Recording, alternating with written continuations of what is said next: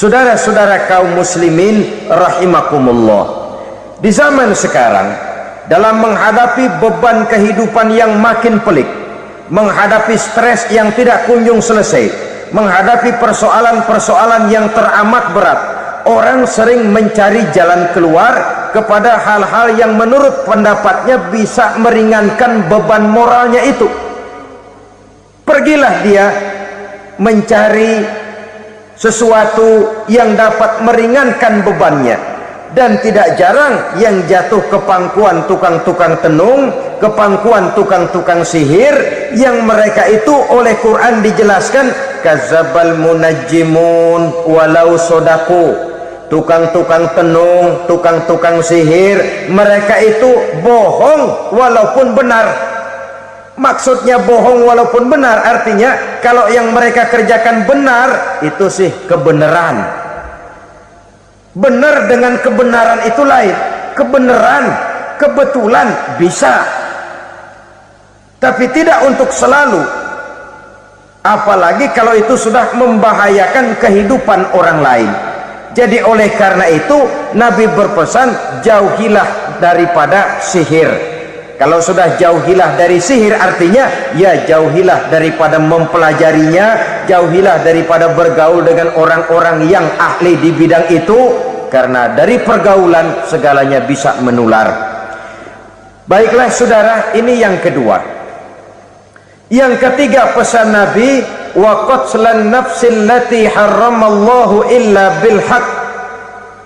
Membunuh orang lain dengan cara yang tidak benar, membunuh orang yang diharamkan oleh Allah Subhanahu wa ta'ala untuk melakukannya kecuali dengan alasan yang benar. Kita tahu Islam adalah agama damai, sesuai dengan namanya. Ia tidak dikembangkan dengan pedang dan kekerasan, ia dikembangkan dengan keteladanan dan tuntunan moral. Oleh karena Islam bukan agama kekerasan, Islam pun tidak mementingkan dan mengajarkan kekerasan kecuali dengan alasan yang benar dan bisa dipertanggungjawabkan. Membunuh dengan sengaja, menghilangkan nyawa orang lain tanpa alasan yang bisa dibenarkan adalah merupakan dosa besar dan satu di antara 7 perkara yang bisa mendatangkan kerusakan dalam kehidupan dan yang hendaknya harus kita jauhi. Saudara-saudara kaum muslimin rahimakumullah, beberapa waktu yang lalu di sebuah kota kecil yang indah bernama New Auckland. Saudara tahu New Auckland? Tuh dari Gunung Kidul masih ngidul lagi. Pernah diadakan satu seminar yang membicarakan bagaimana menyelamatkan masyarakat manusia dari bahaya Perang Dunia Ketiga. Diperkirakan kalau terjadi Perang Dunia Ketiga, manusia tidak akan tersisa. Sebab apa? Pada waktu itu cadangan nuklir yang dimiliki oleh bersama Amerika dan Rusia konon sudah sanggup memusnahkan 6 miliar manusia pada saat jumlah manusia baru 5 miliar. Jadi kelebihan nuklir dunia ini. Kalau terjadi Perang Dunia Ketiga, sulit manusia untuk tersisa. Maka dibahaslah di dalam seminar itu, wah, supaya tidak terjadi Perang Dunia Ketiga, maka perlombaan membuat senjata-senjata canggih, alat-alat pembunuh modern harus segera dibatasi. Dibahas, tidak mungkin kita membatasi perlombaan membuat senjata. Kenapa? Makin maju ilmu dan teknologi, makin canggih senjata yang ditemukan. Atom sudah meningkat menjadi nuklir, nuklir sudah meningkat menjadi neutron, dan kita tahu bom yang bernama neutron ini bom yang cukup membunuh tanpa perlu merusak. Artinya kalau dia diledakkan di kota kita ini, bangunan utuh, jembatan tidak ambruk, rumah-rumah tetap berdiri, tapi semua yang bernama hidup mati. Itu katanya lebih sopan dari bom atom. Sebab kalau si atom ini sudah membunuh, merusak pula. Neutron cukup membunuh saja tanpa perlu merusak. Jadi majunya senjata-senjata teknologi sebagai akibat yang logis dari kemajuan ilmu pengetahuan ini tidak bisa kita batasi. Dan memang sebenarnya yang bahaya bukan senjatanya, tapi manusia yang mengendalikan senjata itu. Mereka kembali kepada prinsip the man behind the gun. Bukan senjatanya yang bahaya, tapi manusia yang mengendalikan senjata itu yang bahaya. Walaupun senjatanya modern, katakanlah model M16 umpamanya, kalau yang mengendalikannya orang beriman, insya Allah aman. Tapi biar megang cuma senapan angin, kalau yang megang orang brutal, ngeri kita deket-deket. Apalagi kalau memang bukan ahlinya menggunakan senjata, bisa ngeker kaki kena jidat.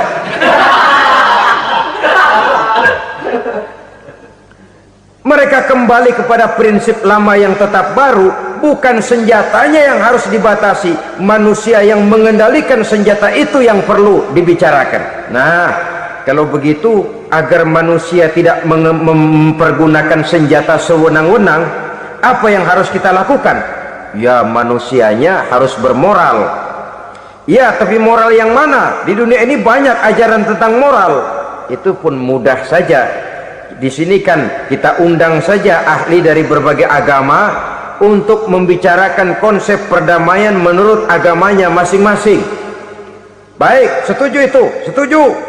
Maka tampillah para ahli agama, mereka kembali kepada prinsip moral daripada konsep yang terkandung di dalam ajaran agama untuk menegakkan perdamaian. Mula-mula naiklah ahli dari agama Hindu, dibacakan konsep perdamaian menurut ajaran agama Hindu, bahwa untuk damai manusia harus meninggalkan nafsu keduniaannya, menempuh samsara dan sebagainya untuk mencapai nirwana, menjauhi kemegahan dan kemewahan dunia. Ini lalu dibahas, rasanya juga tidak mungkin ini. Kemudian dari agama Nasrani, bahwa untuk damai manusia harus menciptakan sifat kasih sayang. Kalau ditampar pipi kiri, berikan pipi yang kanan. Kalau diberikan selendang, berikan baju. Nanti orang kasihan, lalu dia tidak akan nampar lagi. Ketika ini dibahas, ternyata rasanya pun tidak mungkin bisa diterima. Karena apa? Di zaman sekarang orang ditampar pipi kiri, dikasih pipi kanan, bukan kasihan, gemes. Damai belum tentu, bonyok udah jelas. Lalu ketika dibacakan konsep perdamaian menurut Quran, di mana disampaikan ayat wa jazaa'u sayyi'atin sayyi'atun misluha faman afa wa aslaha fa ajruhu 'ala Allah. Balasan terhadap satu kejahatan adalah kejahatan yang seimbang, tetapi barang siapa yang memberi maaf dan mencari jalan damai, itulah yang terbaik dan akan mendapat pahala dari Allah Subhanahu wa ta'ala. Kamu tidak salah ditampar pipi kirimu, tampar lagi pipi kirinya sekeras dia menampar pipi kirimu. Nanti orang tidak mau menampar kita karena dia tahu kalau dia tampar kita, dia akan menderita tamparan sekeras dia menampar kita. Akan terjadilah prinsip saling hormat menghormati, tidak saling ganggu, tidak saling usil, tidak saling jahil. Atas dasar ini perdamaian bisa ditegakkan. Mereka bisa menerima konsep ini, tapi kemudian seminar ditutup tanpa satu keputusan resmi. Kenapa? Terus terang mereka kagum dengan konsep Islam, tapi sentimen lama terhadap nilai-nilai Islam telah menutup mata mereka untuk menerima kebenaran dari ajaran Al-Quranul Karim. Saudara-saudara kaum muslimin rahimakumullah, kembali kita kepada persoalan pokok. Roh adalah dari Allah, dia akan kembali kepada Allah, milik mutlak dari Allah. Tidak pantas kita merampasnya dari orang lain. Tidak wajar kita menghilangkannya tanpa alasan yang dibenarkan oleh agama. Di zaman sekarang, akibat persaingan hidup yang makin tajam, lapangan kerja yang makin sulit, tensi ekonomi yang makin tinggi, atau karena nilai moral yang makin rendah, atau juga karena rapuhnya pegangan orang kepada agama, nyawa rasanya sudah sedemikian murahnya. Berbagai kasus membuat berdiri bulu roma kita. Ada mayit, ada manusia dipotong 6, dicincang macam kambing. Ada yang dipotong 5, ada yang dipotong 13, dikardusin, dibuang ke tempat sampah. Inna lillahi wa inna ilaihi raji'un. Gejala apa ini? Kanibalisme. Manusia sudah demikian sadisnya, manusia sudah sedemikian buasnya, sehingga sesama manusia diperlakukan seperti hewan. Padahal hewan sendiri belum pernah macan makan macan, bagaimanapun buasnya macan. Belum pernah serigala memakan serigala, bagaimanapun brutalnya serigala. Tetapi manusia makan manusia di zaman sekarang kadang jadi kenyataan dalam kehidupan kita. Kadang persoalannya remeh saja, soal uang 200 perak, pisau bicara, nyawa melayang. Soal rokok sebatang, celurit bicara, nyawa melayang. Soal-soal yang sama sekali tidak prinsip, begitu mudah kita menghilangkan nyawa orang lain. Padahal Nabi pernah memperingatkan, apabila dua orang muslim sudah berkelahi dan berbunuh-bunuhan, al-qatil wal maktul finnar, yang membunuh dan yang terbunuh dua-duanya neraka. Sahabat heran, ya Rasul, kalau yang terbunuh, kalau yang membunuh masuk neraka itu sih wajar, tapi yang terbunuh kenapa neraka juga? Beliau menjawab, dua-duanya sudah punya niat untuk saling membunuh. Niatnya itu yang diponten. Yang terbunuh cuman lagi apes aja, keduluan dia. Umpama tidak terbunuh, pasti dia yang akan membunuh.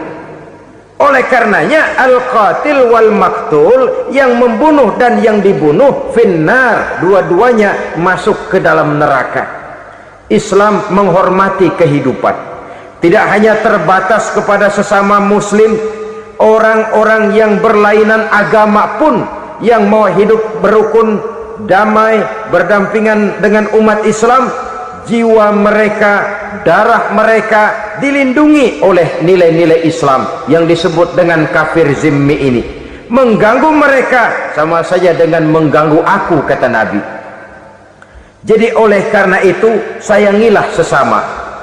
Kehidupan adalah anugerah Allah, bukan wewenang kita untuk mencabutnya dari orang lain, bukan wewenang kita untuk merampas dan menghilangkannya dari orang lain. Apa yang tidak enak terjadi pada diri kita, begitu pula lah apabila terjadi pada diri orang lain. Sehingga Nabi mengatakan, la yu'minu ahadukum hatta yuhibba li akhihi ma yuhibbu li nafsihi. Belum dikatakan beriman seseorang kamu apabila dia belum mencintai saudaranya seperti ia mencintai dirinya sendiri. Apa yang enak dirasakan oleh orang lain, enak juga dirasakan oleh dia. Mengukur orang lain dengan diri sendiri. Kalau orang lain tanpa salah saya fitnah, kalau saya tanpa salah difitnah orang, enak apa enggak? Enggak, orang lain juga begitu. Kalau orang lain tanpa salah saya tempeleng kepalanya, enak apa tidak? Tidak. Orang lain juga begitu. Yang tidak enak terjadi pada diri kita, tentu tidak enak juga kalau terjadi pada orang lain. Mengukur orang lain dengan diri sendiri, sehingga tidak timbul sifat egois, tidak menari di atas bangkai orang lain, tidak mendirikan kebahagiaan di atas untayan air mata orang lain. Sehingga dengan demikian, saudara-saudara, dia bisa menghormati kehidupan, menghormati orang lain sebagaimana dia ingin dihormati. Inilah perbuatan ketiga yang merusak, membunuh orang lain dengan yang diharamkan Allah tanpa alasan yang benar. Yang ketiga. Kemudian yang keempat, perbuatan merusak wa aklar riba, makan riba. Hidup adalah tolong menolong. Bahasa kerennya take and give katanya. saling memberi dan saling menerima. Nabi mengajarkan man quraba kurbatan min qurabid dunya karraballahu lahu kurbatan min qurabi yaumal qiyamah wallahu fi aunil abdi madamal abdu fi auni akhihi. Siapa yang meringankan beban dari beban-beban yang diderita seseorang di dalam kehidupan dunia, Allah akan meringankan bebannya daripada beban-beban yang harus dipikulnya di hari kiamat nanti. Wallahu fi aunil abdi madamal abdu fi auni akhihi. Allah senantiasa akan menolong seorang hamba selama hamba itu masih mau menolong saudaranya. Allah selalu akan menolong seorang hamba selama hamba itu masih mau menolong saudaranya. Apabila kita sudah berpangku tangan terhadap kesulitan orang lain, biasanya pun pada saat kita mendapat kesulitan, kita akan sulit juga memperoleh pertolongan. Nah, riba alias renten, kedoknya adalah menolong orang, tapi sama juga bulu buntutnya dilepas, palanya dicekek. Menolong orang pada akhirnya menjadi beban bagi seseorang, dan memang mencari orang-orang yang berada dalam posisi kesulitan, biasanya di daerah-daerah di mana musim paceklik, jadi lapangan kerja sulit, sedangkan urusan perut tidak bisa ditunda. Akhirnya orang terjebak ke dalam rentenir, ke dalam riba, ke dalam renten. Bunga berbunga, sehingga satu saat jumlah bunganya bisa lebih besar dari jumlah pinjaman pokoknya. Kemudian kalau juga ternyata tidak bisa dibayar, rumah jadi taruhan. Memang rumah satu-satunya, begitu rumah ditarik mulain camping. Bukankah pada akhirnya akan mewariskan kesengsaraan? Oleh karena itu, kepada kita berusahalah jangan berhubungan dengan rentenir, jangan makan renten dan riba. Kepada mereka yang melaksanakan riba, walaupun mendatangkan keuntungan materi, tapi percayalah, harta yang didapat dengan jalan riba tidak akan membawa keberkahan. Manakala tidak membawa keberkahan, dia tidak akan mendatangkan ketenangan di dalam kehidupan kita. Oleh karenanya, memakan harta riba termasuk perbuatan yang merusak sendi-sendi kehidupan sosial, merusak kehidupan orang lain, merusak kehidupan masyarakat, tetangga, pergaulan, dan sebagainya. Yang kelima, wa akla malil yatim, memakan harta anak yatim dengan cara yang zalim. Nih, memang lezat. Anak yatim itu nggak tahu urusan apa-apa. Kita diamanahkan untuk mengurusinya. Kadang-kadang dibentuklah panitia penyantunan yatim piatu. Yatimnya mah tetap kelaparan, panitianya yang pada gendut.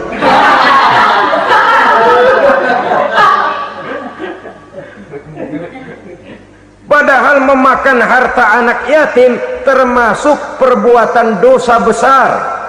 Dan menjantuni yatim merupakan perbuatan mulia. Nabi mengatakan, ana wa kafilul yatim kahataini yaumal qiyamah.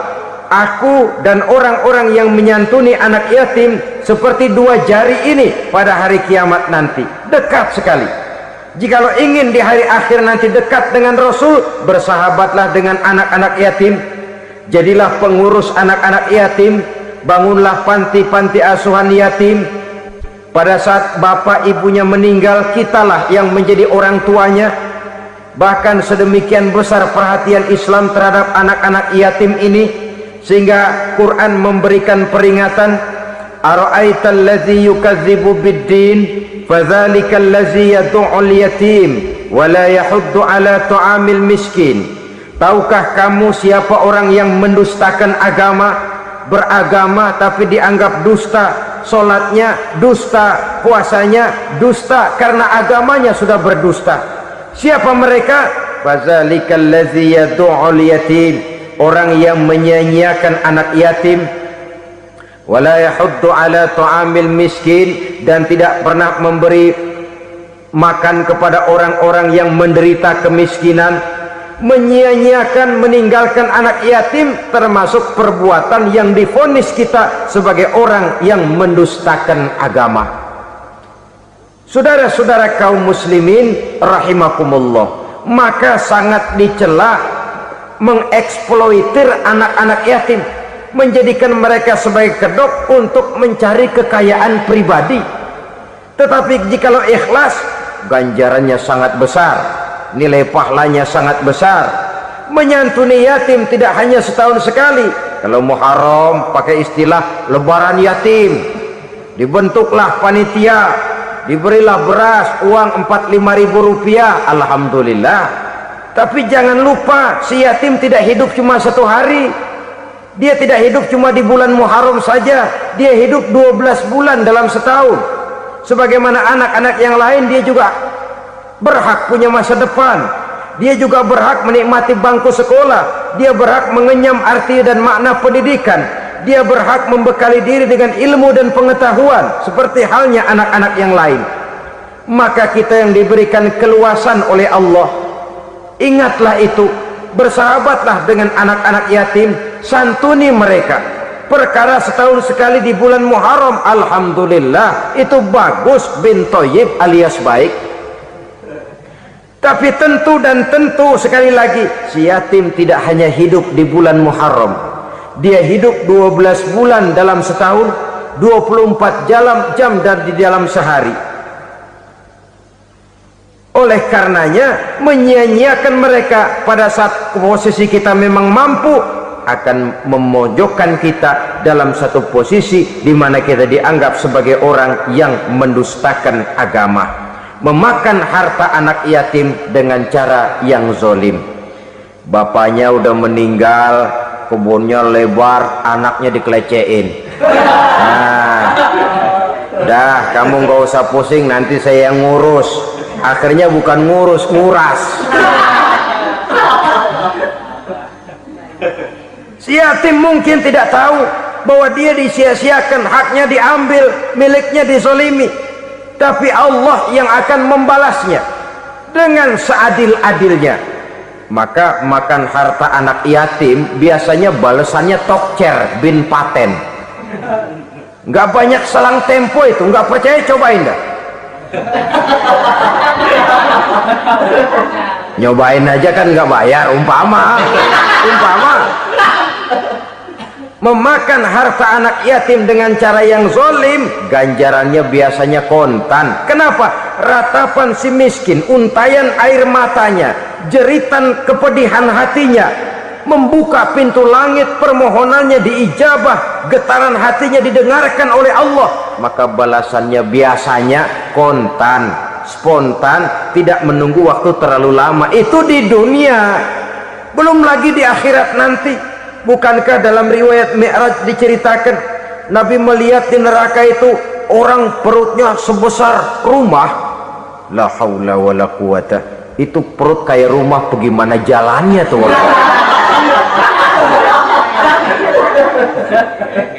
Dan memang gak jalan, diseret-seret oleh malaikat di neraka itu. Hancur perutnya, amburadul itu perut,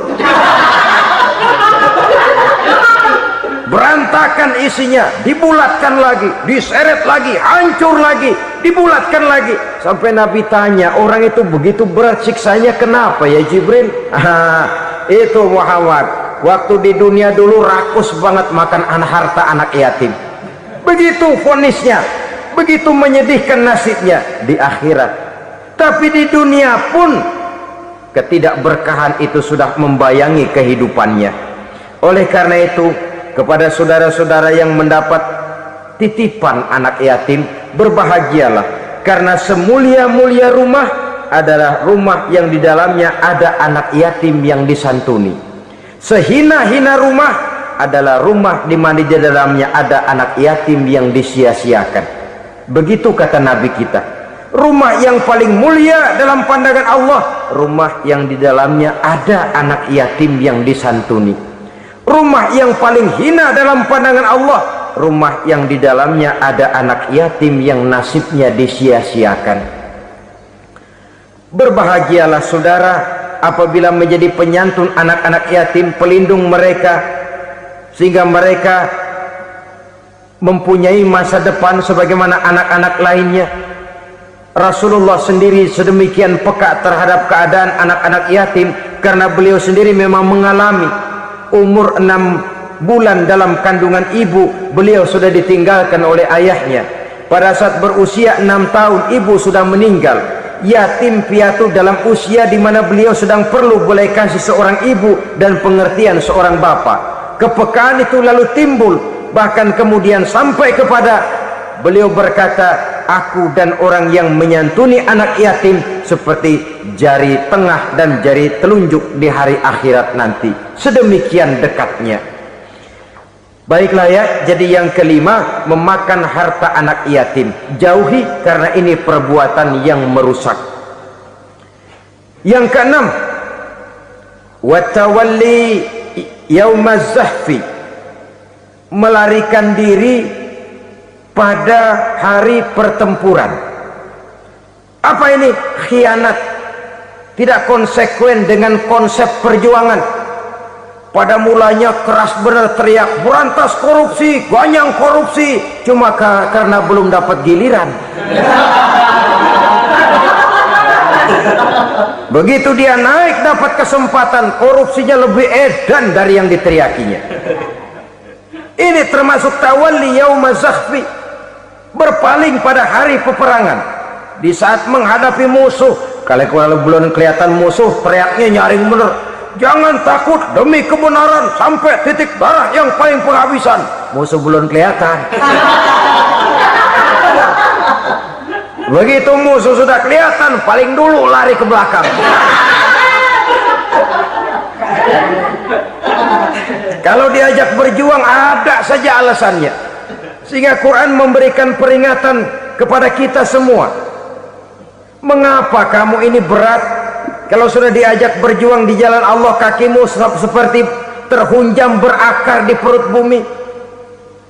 Berat untuk melangkah berjuang. Lari dari pertempuran tidak konsekuen dengan konsepsi perjuangan. Mau enaknya saja dalam kondisi yang sulit lalu berpangku tangan. Ini termasuk ciri munafik yang di dalam Al-Quran disindir dengan bahasa kullama adha'a lahum masyaufi wa iza azlama alaihim qamu. Waktu terang mereka jalan, giliran gelap mereka mandek. Artinya, maksudnya kalau giliran ada untungnya aja rame-rame teriak Islam, tapi begitu diminta berjuang, dituntut berkorban, rame-rame mundur. Waktu dilihat di Islam ada untungnya, rame-rame teriak Islam. Pak, saya Islam banget pak. KTP saya Islam pak, pokoknya Islam banget dah. Tapi ketika diminta berjuang, dituntut sedikit berkorban, rame-rame mengundurkan diri. Tahun 65 PKI berontak. Waduh, waktu itu jadi orang Islam untung itu, nggak dikejar-kejar, aman. Masjid rame, masjid, mobil-mobil mewah parkir di depan musola dan masjid. Kenapa? Waktu itu asal udah ke masjid aman, Islam selamat, untung. Tapi begitu keadaan aman, yang parkir di musola sepeda butut melulu.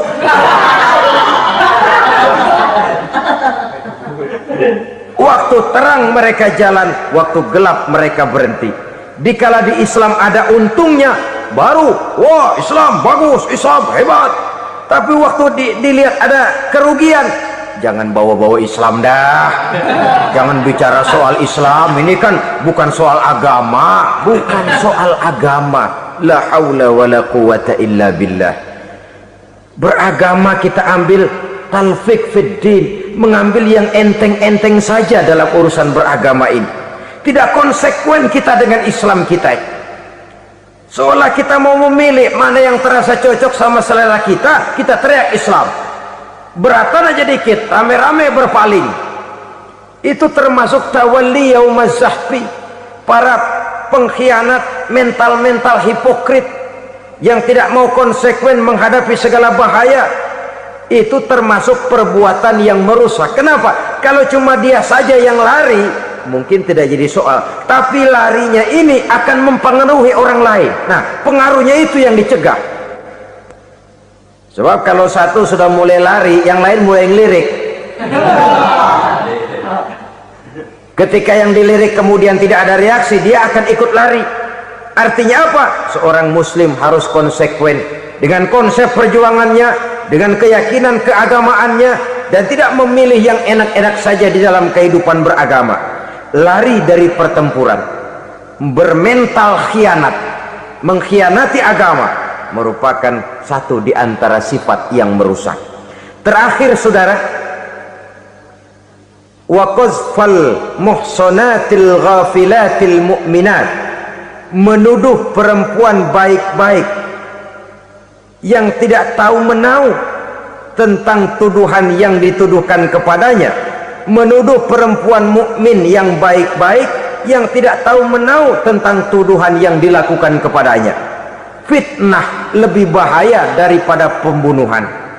Orang yang tidak salah bisa hancur namanya, orang yang berniat baik bisa ambruk perjuangannya oleh karena fitnah. Sehingga dikatakan al fitnatu asyaddu minal qatli, fitnah lebih bahaya daripada pembunuhan. Maka memfitnah ini termasuk satu dosa di antara 7 hal merusak yang harus kita jauhi semampu kita, semampu-mampunya. Mengupayakan sebisa-bisanya jangan sampai terjebak ke dalam hal yang demikian. Malas berusaha. Orang kalau sudah terlalu asik berkhayal, menghitung bintang di langit, malas berusaha. Kalau ada temannya kerja jadi buruh kasar, bawa hasil yang merupakan jeripaya dan peras keringat dia, 1 minggu bergaji 10-15 ribu, diketawain. Apaan gaji lo 10 ribu 15 ribu, entar gua nih kalau tembus 100 juta entar. Yang 10 ribu dan 15 ribu keringat orang itu dihina, itu dicela, tetapi dia selalu menghitung, entar nih gua, entarnya wallahu a'lam. Saudara hadirin yang saya muliakan, timbullah sikap malas padahal di tengah negara sedang membangun di berbagai bidang kehidupan. Maka sifat malas ini merupakan musuh kita, baik mengejar kemiskinan, baik mengejar kebodohan dan keterbelakangan kita di sektor-sektor lainnya. Alangkah akan terganggunya roda pembangunan di negara kita ini jikalau sebagian besar rakyat dihinggapi oleh penyakit malas, yang malas ini dilatar belakangi oleh penyakit tulul amal, terlalu muluk angan-angan, yang angan-angan ini dininabobokan oleh keinginan untuk mendapatkan untung yang besar tanpa peras keringat dan banting tulang. Sasaran yang lebih jauh, dan ini yang paling kita khawatirkan, hancurnya kubu-kubu pertahanan moral daripada bangsa kita. Kita sependapat bahwa lebih penting daripada membangun jembatan adalah membangun manusia yang membangun jembatan. Bahwa lebih penting daripada mengaspal jalan raya adalah membangun mental manusia yang melaksanakan pengaspalan itu. Dengan kata lain, membangun dan mempersiapkan manusia pembangunan. Tanpa itu, maka saya merasa khawatir kalau nanti kita tidak akan sampai kepada target yang kita harapkan oleh karena kandas di tengah jalan. Saudara-saudara kaum muslimin rahimakumullah, Islam sebagai agama yang mengajarkan manusia untuk berusaha dan mengeluarkan segala kemampuan untuk melaksanakan segala usahanya itu, sangat membenci sifat malas, sangat membenci sifat tulul amal atau panjang angan-angan. Dan oleh karena judi melahirkan 2 sifat itu, Islam sangat menganjurkan pengikutnya untuk menjauhi segala macam jenis perjudian. baik yang terang-terangan maupun yang dilakukan secara samar-samar, tidak ketara, judi canggih sesuai dengan canggihnya teknologi daripada manusia itu sendiri.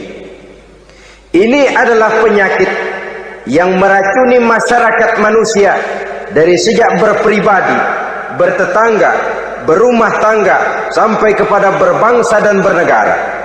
Dan kasus-kasus yang timbul sudah cukup banyak, yang tidak mungkin lagi kita katakan hanya sekedar bersifat kasuistis, bersifat kasus-kasus kecil saja. Sebelum riaknya naik ke permukaan, marilah kita membuat benteng untuk masing-masing pribadi muslim memelihara dan menjaga diri, jangan terseret dalam permainan yang bernama judi, apapun bentuknya, bagaimanapun cara dan ragamnya. Karena jelas bahayanya lebih besar daripada manfaatnya. Taruhlah kita barangkali kemarin-marin hanyut dalam arus perjudian, tetapi hendaknya kita bisa mengambil pelajaran bahwa seorang mukmin adalah seorang yang apabila dia melakukan kesalahan, dia segera sadar, dijadikannya pelajaran untuk tidak diulanginya lagi pada masa-masa yang akan datang. Dengan sikap semacam itu, kita tidak lagi akan mengulangi kesalahan-kesalahan lama, dan grafik kehidupan kita dari hari ke hari akan makin menunjukkan hal-hal yang baik dan positif adanya. Saudara-saudara kaum muslimin rahimakumullah, kalau ABRI masuk desa, rakyat beruntung. Kalau jaksa masuk desa, rakyat bahagia. Kalau koran masuk desa, rakyat ikut jadi cerdas. Tapi kalau judi masuk desa, rakyat kiamat. Pembangunan akan terbengkalai, roda perekonomian akan lesu. Karena mestinya orang membelanjakan uang untuk sesuatu yang dia perlukan, akhirnya dia belanjakan untuk sesuatu yang dia tidak perlukan, karena gambaran, khayalan akan mendapat keuntungan yang jauh lebih besar lagi. Padahal istilah orang-orang tua kita dulu, lebih baik makan singkong betulan daripada makan roti ngimpi. Artinya uang yang 1.000-2.000 rupiah itu lebih baik dibelikan beras, dimasak, makan bersama anak dan istri, terasa nikmat dan halalnya, ketimbang beli kertas lalu ngelamun, menghayal, menghitung yang bukan-bukan. Itu kertas dibolak madep ulon, dibolak madep mudik, diputar sana, diputar sini, akhirnya palanya ikut muter. Kira-kira apa yang cocok? Masih belum puas kertas dilihat, orang gila ditanyain. Sudah tahu waras, orang gila yang ditanya. Masih belum puas nanya orang gila, tidur di kuburan. Allahu Akbar. Padahal di rumahnya tempat tidurnya empuk, anget, nggak ada nyamuk. Kuburan, tidur di kuburan. Dampak-dampak negatif yang semacam ini pada gilirannya mau atau tidak mau akan menyeberang kepada garis akidah, membahayakan dan mengancam nilai-nilai tauhid yang kita miliki. Sudah kertas dibolak-balik, tidak puas, orang gila ditanya. Orang gila ditanya belum maram, tidur di kuburan.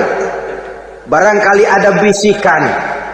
Saudara hadirin yang saya muliakan, memang walaupun wahyu sudah berhenti, tapi Allah masih memberikan ilham kepada hamba-hambanya yang dikehendakinya. Tetapi ilham itu bentuknya positif. Kalau saudara pagi-pagi berniat, tahu-tahu datang pikiran nanti malam mau ngaji, itu namanya ilham. Kalau saudara sedang merenung, tahu-tahu datang pikiran, saya mau sedekah, itu namanya ilham, bentuknya positif. Tapi kalau ngelamun, tahu-tahu datang pikiran nomor sekian pasang, itu bukan ilham, itu belis.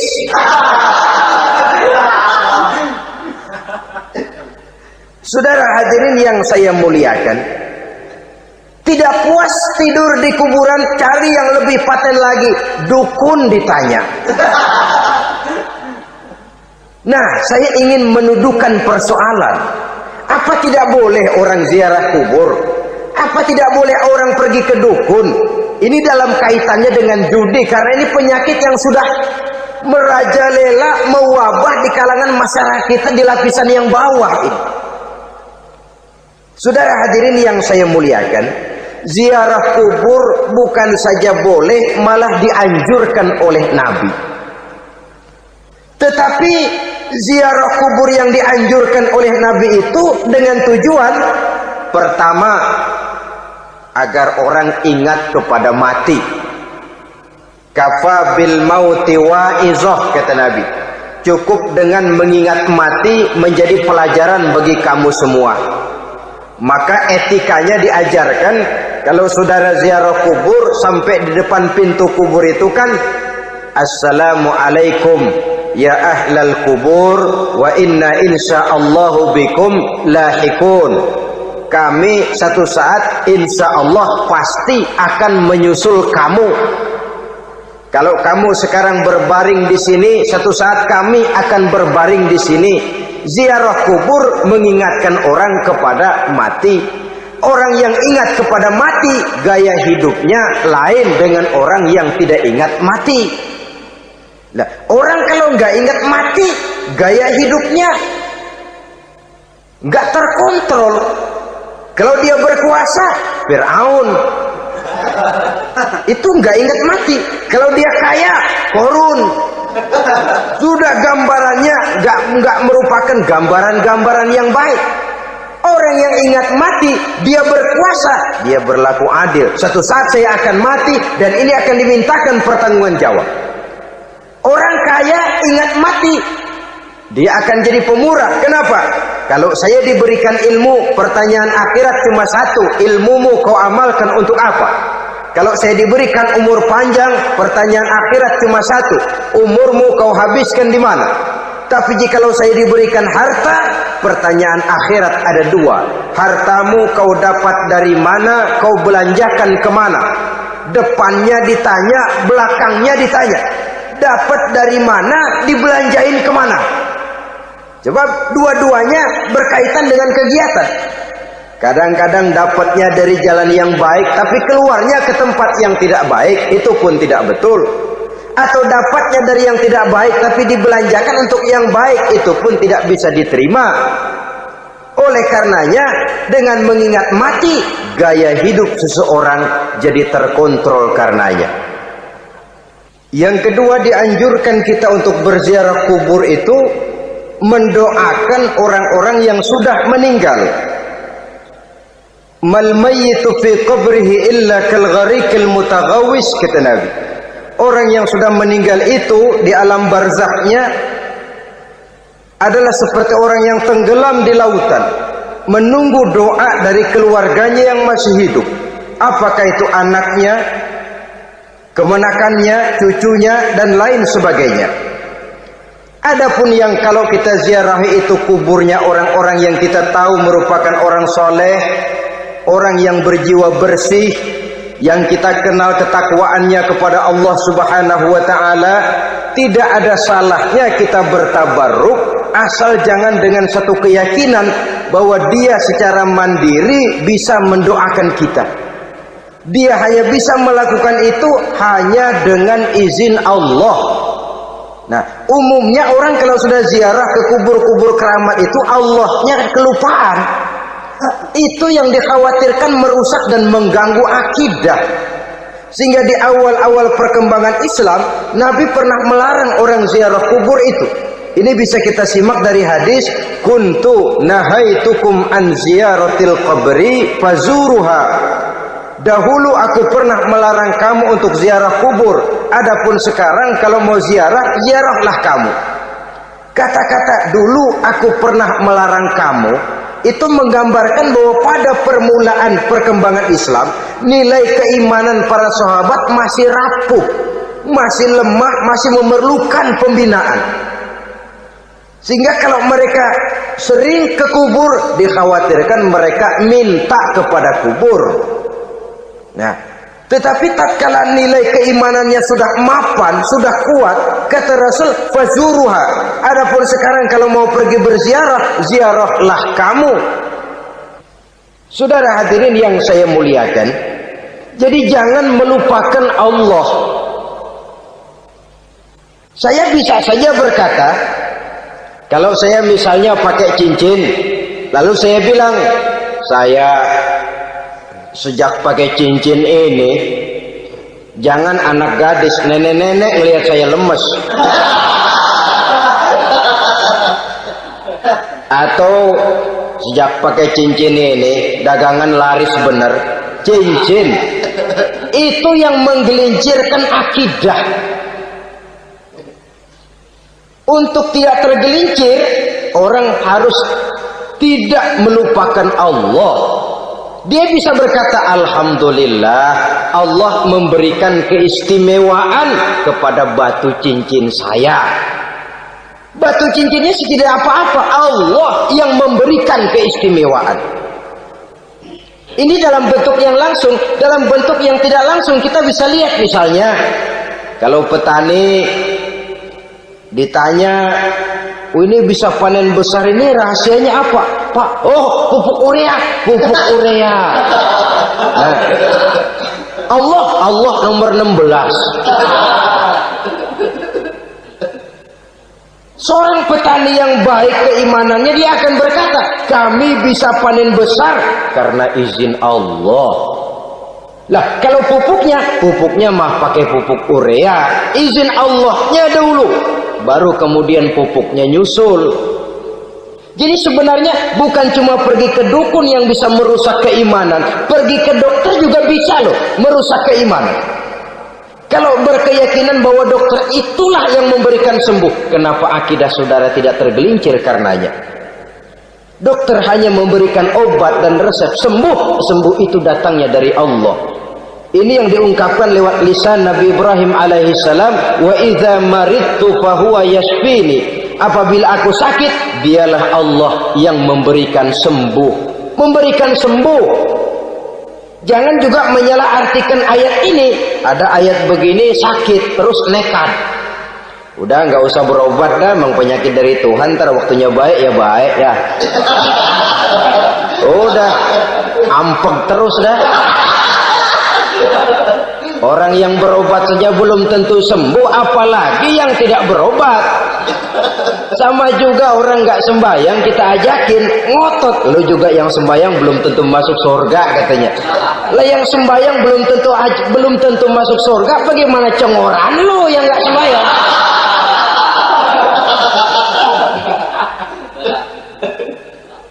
Saudara hadirin yang saya muliakan, kaum muslimin yang berbahagia. Jadi dengan demikian, maka jangan menghilangkan Allah. Kita, ajaran pokok dalam Islam adalah ajaran tentang tauhid. Nah, tauhid ini menyangkut mengesahkan Allah, baik di dalam zatnya, baik di dalam sifatnya, baik di dalam perbuatannya, baik di dalam beribadah kepadanya. Tauhid dalam ibadah itu ada. Tauhid dalam zat artinya zat Allah itu tidak tersusun, tidak terdiri dari bagian-bagian yang bisa dipecah-pecah. Ya seperti kita ini kan ada kepala, ada kaki, ada tangan. Allah tidak tersusun zatnya dari bagian-bagian. Esa zatnya tidak bisa dibagi-bagi.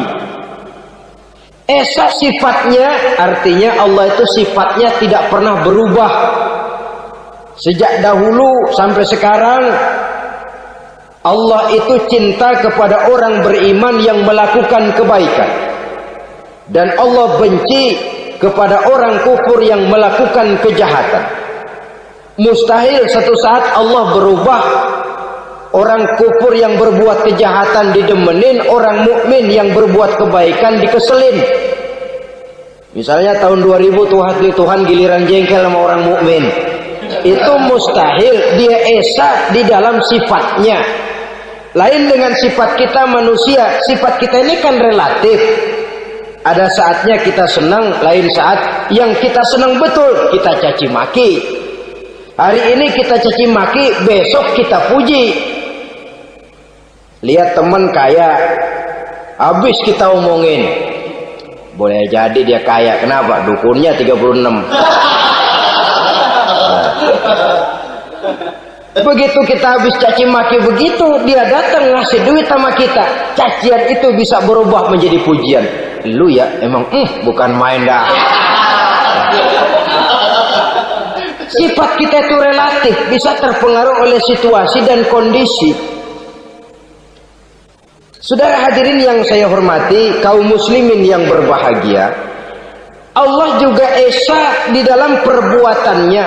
Artinya di dalam menciptakan apapun yang akan diciptakan oleh Allah, di dalam melakukan apapun yang akan dilakukan oleh Allah, tidak terikat kepada faktor lain, tidak memerlukan bantuan lain. Dia adalah mutlak. Nah, kemudian kita mengesahkan Allah dalam zatnya, mengesahkan Allah dalam sifatnya, mengesahkan Allah dalam perbuatannya, belum tentu berarti kita mengesahkan Allah dalam ibadahnya. Sebab banyak orang yang yakin betul Allah itu esa, teguh dengan pendiriannya. Tuhan lu siapa? Allah. Allah bagaimana? Esa. Bagaimana kalau 2? Kagak. 3? Enggak. Mantap. Soal tahlil paten. Tapi dalam ibadah kadang-kadang dia tidak mentauhidkan Allah. Ini makna wa ma umiru illa liya'budullaha mukhlisin. Kami tidak memerintahkan kepadamu kecuali untuk beribadah kepadaku, kata Allah, dengan ikhlas. Beribadah kepada Allah dengan ikhlas itu artinya apa? Beribadah hanya untuk Allah saja. Nah, kalau hanya untuk Allah saja, lalu kita minta berdoa di depan kuburan orang yang soleh, apa syirik? Tidak syirik. Kalau kita berkeyakinan bahwa orang tempat kita memanjatkan doa itu hanya bisa mendoakan kita dengan izin Allah. Dia sendiri tidak punya kekuasaan apa-apa. Tanpa izin Allah, dia tidak bisa berbuat apa-apa. Itu tidak menyebabkan orang menjadi syirik. Sama saja dengan kalau saya berkata tadi, alhamdulillah Allah telah memberikan keistimewaan kepada batu cincin saya. Apa salahnya Allah memberikan keistimewaan kepada benda-benda mati? Allah memberikan keistimewaan kepada Hajar Aswad, benda mati. Allah memberikan keistimewaan kepada Masjidil Haram, benda mati. Allah memberikan keistimewaan kepada Ka'bah, benda mati. Orang tawaf keliling Ka'bah, sembahyang di Masjidil Haram, sujud menghadap kepada Ka'bah, apakah jadi syirik? Tidak. Kita tidak menyembah Ka'bahnya, kita menyembah yang punya Ka'bah itu. Nah, di sini kita lihat bahwa fungsi Ka'bah hanya merupakan wasilah. Tapi kalau Allahnya kita hilangkan, jadilah kita penyembah batu. Hanya saja batu itu berbentuk 4 bernama Ka'bah. Sa'i, orang yang melaksanakan haji, lari-lari antara Safa dan Marwah, amalan apa itu? Seakan-akan kita menghormati bukit-bukit, gunung-gunung. Tapi bukan itu yang kita tuju dalam pelaksanaan sa'i itu. Yang kita tuju adalah ini perintah Allah. Allahnya yang diutamakan. Maka hal semacam ini tidak menyebabkan orang menjadi syirik dan tergelincir dari tauhid. Tapi kalau ziarah kubur dengan niat cari buntutan, cari nomor yang cocok, ini niatnya saja sudah salah.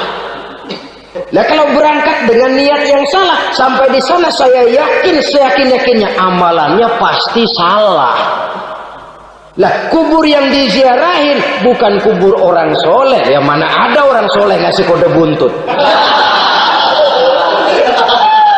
Ada juga orang salah, bukan orang soleh itu.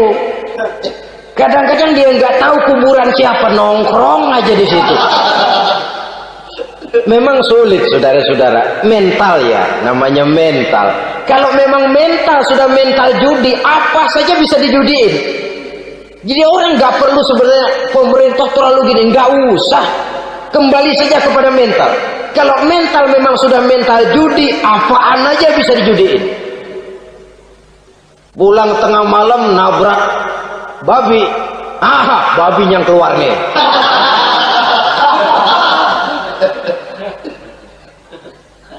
Mobil lewat nomornya bisa dijudiin. Bajai lewat bajai bisa dijudiin. Mental. Kalau memang mental sudah mental judi, apapun saja bisa dijudikan. Saudara hadirin yang saya muliakan, lalu bagaimana dengan dukun? Ya, saudara hadirin, pergi ke dukun hakikatnya sama dengan pergi ke dokter. Orang berusaha melaksanakan yang namanya syariat, hakikatnya kembalikan kepada Allah. Syariatnya kita laksanakan. Tetapi, yang pertama saudara harus tahu betul dukunnya itu bayang apa enggak, agamanya kuat apa enggak. Sebab ya tentu tidak ada dukun yang jelek, karena pada umumnya penyakit dukun itu kan nyohor, iklan lewat koleha-kolehanya. Kita bisul kecil datang, kita dukun, ini si kecil kemarin bisul kayak kelapa 5 menit baik. 5 menit padahal kemarin kagak ada yang datang. Diolah sedemikian rupa supaya orang mantap. Jadi jangan asal sembarangan. Kadang-kadang lihat potongan dukunnya aja kita ngeri. Mukanya sudah kremot, nggak pernah tersentuh air wudhu. Jangankan air wudhu, mandi aja jarang. Yang kayak begini yang dipegang mati-matian, yang dipercayai habis-habisan, akan kita kemanakan tauhid kita ini? Apalagi kalau perginya sudah dengan niat mencari nomor yang jitu. Itu saya katakan lagi tadi, berangkat saja sudah dengan niat yang salah. Orang berusaha silahkan. Sama juga kita ke dokter. Oleh dokter kan setelah diperiksa penyakit kita, lalu dianalisa, ini penyakitnya ini. Kemudian diberikan obat. Lah, obat itu kan tentu ada aturan minumnya tuh. Yang kapsul ini sehari 3 kali, yang tablet ini sehari 2 kali. Kalau kita minumnya kelebihan, overdosis namanya. Saking pengen cepet baik, sekali minum 10 tablet. Ya memang nggak sakit-sakit lagi, tapi nggak hidup sudah. Habis. Kita pun dalam melaksanakan amalan hidup beragama begitu. Saudara datang kepada kiai, orang-orang soleh, meminta amalan, wiridan, itu jangan sampai overdosis. Tidak sesuai dengan kemampuan pribadi. Masih SD sudah minta matematika kelas SMP, celeng. Baru SMP sudah minta diajarkan filsafat kelas perguruan tinggi, semaput. Kenapa? Daya tampungnya nggak kuat. Emang ukuran secangkir, minta di sini seember, ya luber. Lebihnya nggak cukup. Kenapa? Yang diberikan, yang diamalkan tidak sesuai dengan makomnya, tidak sesuai dengan kemampuan yang ada pada dirinya. Saudara hadirin yang saya muliakan, akhirnya apa? Mencelakakan dirinya sendiri, ngawur. Baru sembahyang seminggu udah ngaku ketemu malaikat. Sembahyang ditemenin malaikat, lah sembahyang baru seminggu mulai. Tuh malaikat iseng amat. Ya walaupun kalau Allah izinkan tidak mustahil, tapi kan tidak logik. Orang yang melaksanakan ibadah puluhan tahun memerlukan riyadhah dan latihan, khusyuk dan tawadhu, penuh tazallul, merendahkan diri di hadapan Allah, belum tentu mendapat karunia yang semacam itu. Saudara hadirin yang saya muliakan, jadi dengan kata lain, yang pertama lihatlah dulu kualitas dukun yang akan saudara datangi itu. ini kualitas black apa kualitas white, aspal apa cat putih, sehingga jangan sampai kita salah pilih. Sebab biasanya orang kalau sudah hanyut di kali, rumput pun dia pegangin. Dia tahu kalau rumput tidak akan bisa menahan bobot badannya, tapi karena posisinya posisi terjepit, rumput pun dia pegang. Ini satu gambaran psikologis betapa orang dalam keadaan panik, kepepet, kejepit, yang tidak mestinya dipegang pun akan dipegangnya juga. Walaupun dia tahu itu tidak akan bisa menahan bobot badannya, namun dipegangnya juga. Oleh karenanya, yang pertama, lihat dulu kualitas dukunnya. Yang kedua, saudara-saudara, jangan berkeyakinan bahwa dukun itulah yang memberikan permintaan saudara. Si dukun hanya bisa dengan izin Allah. Malas berusaha. Orang kalau sudah terlalu asik berkhayal, menghitung bintang di langit, malas berusaha. Kalau ada temannya kerja jadi buruh kasar, bawa hasil yang merupakan jeripaya dan peras keringat dia, 1 minggu bergaji 10-15 ribu, diketawain. Apaan gaji lu 10 ribu 15 ribu? Entar gua nih kalau tembus 100 juta entar. Yang 10 ribu dan 15 ribu keringat orang itu dihina, itu dicela. Tetapi dia selalu menghitung, entar nih gua. Entarnya wallahu a'lam. Saudara hadirin yang saya muliakan, timbullah sikap malas. Padahal di tengah negara sedang membangun di berbagai bidang kehidupan. Maka sifat malas ini merupakan musuh kita. Baik mengejar kemiskinan, baik mengejar kebodohan dan keterbelakangan kita di sektor-sektor lainnya. Alangkah akan terganggunya roda pembangunan di negara kita ini jikalau sebagian besar rakyat dihinggapi oleh penyakit malas, yang malas ini dilatar belakangi oleh penyakit tulul amal, terlalu muluk angan-angan, yang angan-angan ini dininabobokan oleh keinginan untuk mendapatkan untung yang besar tanpa peras keringat dan banting tulang.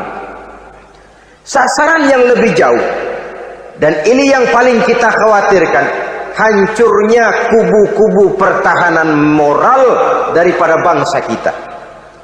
Kita sependapat bahwa lebih penting daripada membangun jembatan adalah membangun manusia yang membangun jembatan. Bahwa lebih penting daripada mengaspal jalan raya adalah membangun mental manusia yang melaksanakan pengaspalan itu. Dengan kata lain, membangun dan mempersiapkan manusia pembangunan. Tanpa itu, maka saya merasa khawatir kalau nanti kita tidak akan sampai kepada target yang kita harapkan oleh karena kandas di tengah jalan. Saudara-saudara kaum muslimin rahimakumullah, Islam sebagai agama yang mengajarkan manusia untuk berusaha dan mengeluarkan segala kemampuan untuk melaksanakan segala usahanya itu, sangat membenci sifat malas, sangat membenci sifat tulul amal atau panjang angan-angan. Dan oleh karena judi melahirkan dua sifat itu, Islam sangat menganjurkan pengikutnya untuk menjauhi segala macam jenis perjudian, baik yang terang-terangan maupun yang dilakukan secara samar-samar, tidak ketara, judi canggih sesuai dengan canggihnya teknologi daripada manusia itu sendiri. Ini adalah penyakit yang meracuni masyarakat manusia dari sejak berpribadi, bertetangga, berumah tangga, sampai kepada berbangsa dan bernegara. Dan kasus-kasus yang timbul sudah cukup banyak, yang tidak mungkin lagi kita katakan hanya sekedar bersifat kasuistis, bersifat kasus-kasus kecil saja. Sebelum riaknya naik ke permukaan, marilah kita membuat benteng untuk masing-masing pribadi muslim memelihara dan menjaga diri jangan terseret dalam permainan yang bernama judi, apapun bentuknya, bagaimanapun cara dan ragamnya. Karena jelas bahayanya lebih besar daripada manfaatnya. Taruhlah kita barangkali kemarin-marin hanyut dalam arus perjudian, tetapi hendaknya kita bisa mengambil pelajaran bahwa seorang mukmin adalah seorang yang apabila dia melakukan kesalahan, dia segera sadar, dijadikannya pelajaran untuk tidak diulanginya lagi pada masa-masa yang akan datang. Dengan sikap semacam itu, kita tidak lagi akan mengulangi kesalahan-kesalahan lama, dan grafik kehidupan kita dari hari ke hari akan makin menunjukkan hal-hal yang baik dan positif adanya. Saudara-saudara kaum muslimin rahimakumullah, kalau ABRI masuk desa, rakyat beruntung. Kalau jaksa masuk desa, rakyat bahagia. Kalau koran masuk desa, rakyat ikut jadi cerdas. Tapi kalau judi masuk desa, rakyat kiamat. Pembangunan akan terbengkalai, roda perekonomian akan lesu. Karena mestinya orang membelanjakan uang untuk sesuatu yang dia perlukan, akhirnya dia belanjakan untuk sesuatu yang dia tidak perlukan, karena gambaran, khayalan akan mendapat keuntungan yang jauh lebih besar lagi. Padahal istilah orang-orang tua kita dulu, lebih baik makan singkong betulan daripada makan roti ngimpi. Artinya uang yang 1.000-2.000 rupiah itu lebih baik dibelikan beras, dimasak, makan bersama anak dan istri, terasa nikmat dan halalnya, ketimbang beli kertas lalu ngelamun, menghayal, menghitung yang bukan-bukan. Itu kertas dibolak madep ulon, dibolak madep mudik, diputar sana, diputar sini, akhirnya palanya ikut muter. Kira-kira apa yang cocok? Masih belum puas, kertas dilihat, orang gila ditanyain. Sudah tahu waras, orang gila yang ditanya. Masih belum puas, nanya orang gila, tidur di kuburan. Allahu Akbar. Padahal di rumahnya tempat tidurnya empuk, anget, nggak ada nyamuk. Kuburan, tidur di kuburan. Dampak-dampak negatif yang semacam ini pada gilirannya mau atau tidak mau akan menyeberang kepada garis akidah, membahayakan dan mengancam nilai-nilai tauhid yang kita miliki. Sudah kertas dibolak-balik, tidak puas, orang gila ditanya. Orang gila ditanya belum maram, tidur di kuburan. Barangkali ada bisikan. Saudara hadirin yang saya muliakan, memang walaupun wahyu sudah berhenti, tapi Allah masih memberikan ilham kepada hamba-hambanya yang dikehendakinya. Tetapi ilham itu bentuknya positif. Kalau saudara pagi-pagi berniat, tahu-tahu datang pikiran nanti malam mau ngaji, itu namanya ilham. Kalau saudara sedang merenung, tahu-tahu datang pikiran, saya mau sedekah, itu namanya ilham, bentuknya positif. Tapi kalau ngelamun, tahu-tahu datang pikiran nomor sekian sekian sekian pasang, itu bukan ilham, itu belis.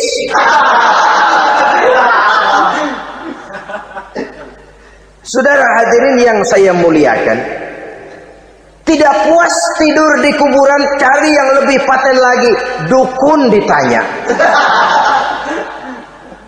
Nah, saya ingin menuduhkan persoalan. Apa tidak boleh orang ziarah kubur? Apa tidak boleh orang pergi ke dukun? Ini dalam kaitannya dengan judi, karena ini penyakit yang sudah merajalela, mewabah di kalangan masyarakat kita di lapisan yang bawah ini. Saudara hadirin yang saya muliakan, ziarah kubur bukan saja boleh, malah dianjurkan oleh Nabi. Tetapi ziarah kubur yang dianjurkan oleh Nabi itu dengan tujuan pertama, agar orang ingat kepada mati. Kafa bil mauti wa'izah, kata Nabi. cukup dengan mengingat mati menjadi pelajaran bagi kamu semua. Maka etikanya diajarkan, kalau saudara ziarah kubur sampai di depan pintu kubur itu kan, Assalamualaikum ya ahlal kubur wa inna insyaallahu bikum lahikun. Kami satu saat insya Allah pasti akan menyusul kamu. Kalau kamu sekarang berbaring di sini, satu saat kami akan berbaring di sini. Ziarah kubur mengingatkan orang kepada mati. Orang yang ingat kepada mati, gaya hidupnya lain dengan orang yang tidak ingat mati. Nah, orang kalau nggak ingat mati, gaya hidupnya nggak terkontrol. Kalau dia berkuasa, Fir'aun. Itu nggak ingat mati. Kalau dia kaya, Korun. Sudah gambarannya nggak merupakan gambaran-gambaran yang baik. Orang yang ingat mati, dia berkuasa, dia berlaku adil. Suatu saat saya akan mati dan ini akan dimintakan pertanggungan jawab. Orang kaya ingat mati, dia akan jadi pemurah. Kenapa? Kalau saya diberikan ilmu, pertanyaan akhirat cuma satu, ilmumu kau amalkan untuk apa? Kalau saya diberikan umur panjang, pertanyaan akhirat cuma satu, umurmu kau habiskan di mana? Tapi jikalau saya diberikan harta, pertanyaan akhirat ada dua, hartamu kau dapat dari mana, kau belanjakan kemana? Depannya ditanya, belakangnya ditanya, dapat dari mana, dibelanjain kemana? Sebab dua-duanya berkaitan dengan kegiatan.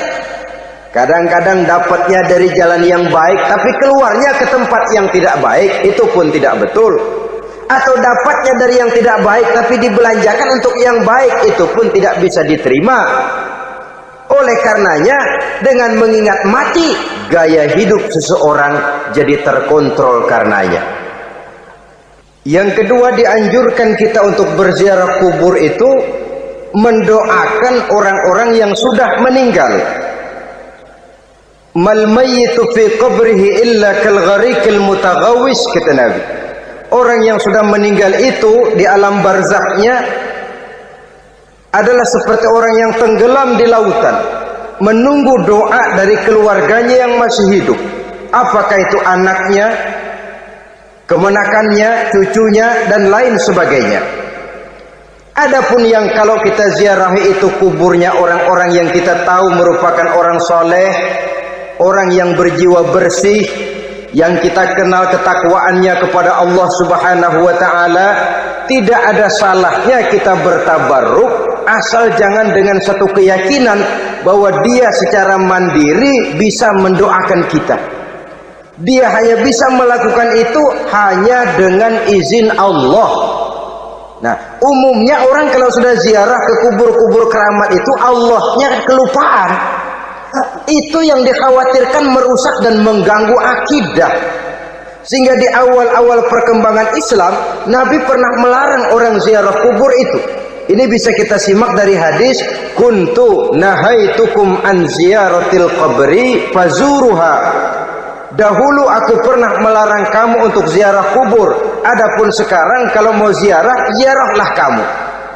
Kata-kata dulu aku pernah melarang kamu itu menggambarkan bahwa pada permulaan perkembangan Islam, nilai keimanan para sahabat masih rapuh, masih lemah, masih memerlukan pembinaan. Sehingga kalau mereka sering ke kubur, dikhawatirkan mereka minta kepada kubur. Nah, tetapi tatkala nilai keimanannya sudah mapan, sudah kuat, kata Rasul, fazuruha. Adapun sekarang kalau mau pergi berziarah, ziarahlah kamu. Saudara hadirin yang saya muliakan, jadi jangan melupakan Allah. Saya bisa saja berkata, kalau saya misalnya pakai cincin, lalu saya bilang, saya sejak pakai cincin ini, jangan anak gadis, nenek-nenek lihat saya lemes.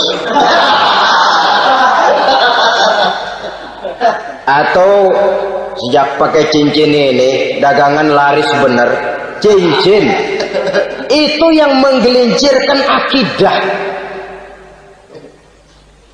Untuk tidak tergelincir, orang harus tidak melupakan Allah. Dia bisa berkata, alhamdulillah, Allah memberikan keistimewaan kepada batu cincin saya. Batu cincinnya tidak apa-apa, Allah yang memberikan keistimewaan. Ini dalam bentuk yang langsung. Dalam bentuk yang tidak langsung kita bisa lihat, misalnya kalau petani ditanya, ini bisa panen besar ini rahasianya apa, Pak? Oh, pupuk urea, pupuk urea. Nah, Allah nomor 16. Seorang petani yang baik keimanannya, dia akan berkata, kami bisa panen besar karena izin Allah. Lah, kalau pupuknya mah pakai pupuk urea, izin Allahnya dulu, baru kemudian pupuknya nyusul. Jadi sebenarnya bukan cuma pergi ke dukun yang bisa merusak keimanan, pergi ke dokter juga bisa loh merusak keimanan. Kalau berkeyakinan bahwa dokter itulah yang memberikan sembuh, kenapa akidah saudara tidak tergelincir karenanya? Dokter hanya memberikan obat dan resep, sembuh itu datangnya dari Allah. Ini yang diungkapkan lewat lisan Nabi Ibrahim alaihissalam, wa idza maridtu fahuwa yashfini. Apabila aku sakit, dialah Allah yang memberikan sembuh. Memberikan sembuh. Jangan juga menyalahartikan ayat ini. Ada ayat begini sakit terus nekat. Udah nggak usah berobat dah, memang penyakit dari Tuhan, ntar waktunya baik ya baik dah. Udah ampeg terus dah. Orang yang berobat saja belum tentu sembuh, apalagi yang tidak berobat. Sama juga orang nggak sembahyang kita ajakin ngotot, lo juga yang sembahyang belum tentu masuk surga katanya. Lah yang sembahyang belum tentu masuk surga, bagaimana cengoran lo yang nggak sembahyang?